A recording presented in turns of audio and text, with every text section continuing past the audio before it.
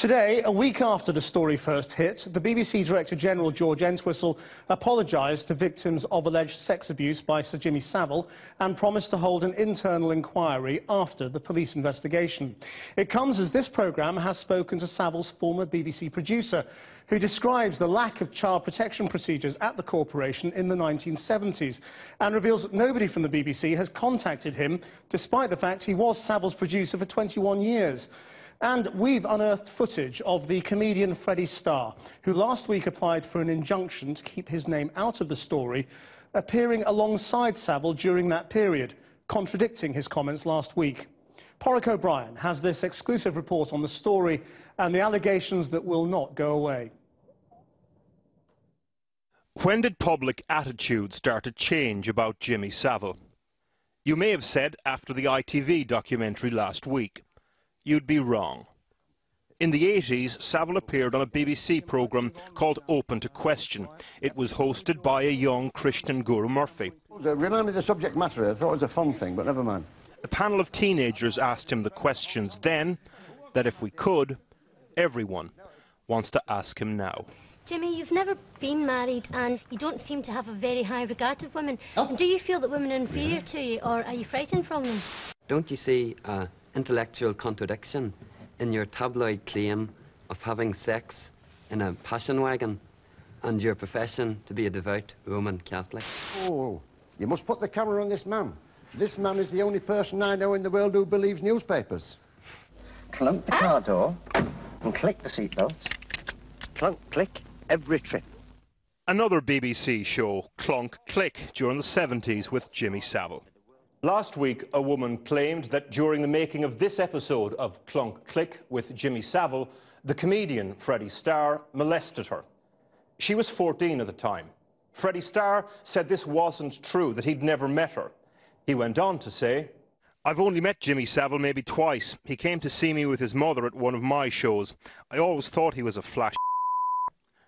The other time was when he came into mine and my partner's men's clothing shop in Leeds. We were set in the shop and he walked past, looked in and then came in." But here's the thing.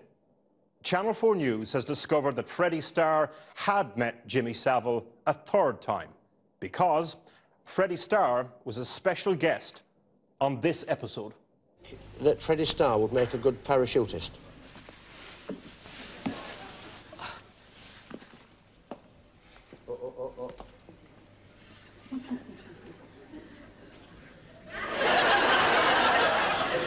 But there's more. This is the woman who alleged that Starr molested her that day. She was interviewed last week and explained that she'd told her story to Newsnight, but that Newsnight had decided not to run the story. I also told them that I was horribly, horribly humiliated by Freddie Starr, who had a very bad attack of wandering hands and had groped me, and I didn't like him because he smelled like my stepfather, and it frightened me and freaked me out. And I rebuffed him. That was last week. This was Karen Ward when she was 14, on the set of Clunk Click, with Freddie Starr, during that episode.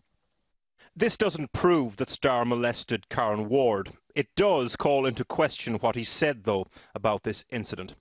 Separate to this, Jimmy Savile's producer of 21 years, including on this show, and Jim Will Fix It, spoke to us today. Was child protection on your radar as an issue back then? I have to say, I don't suppose it was. It's an awful thing to say, isn't it? But no. Are you surprised that nobody from the BBC has called you in the last fortnight? I am a bit surprised, yes. I'm expecting, if there is this inquiry, that somebody surely is going to speak to me, both because on the BBC. You were the go-between, weren't you, between Savile and the corporation? You were Yes. the linchpin. Yes, I was the person responsible. So if they were taking this seriously, you would imagine that somebody would have picked up the phone to you in the last fortnight. Well, I'm expecting a call at any time. Today, the Director General of the BBC spoke for the first time about the scandal. We need a comprehensive examination of what went on here.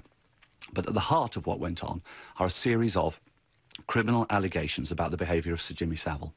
Now, The way to deal with those is to make sure that the police, who are the only properly constituted authority for dealing with criminal investigations, are allowed to make the examinations and inquiries they need to make.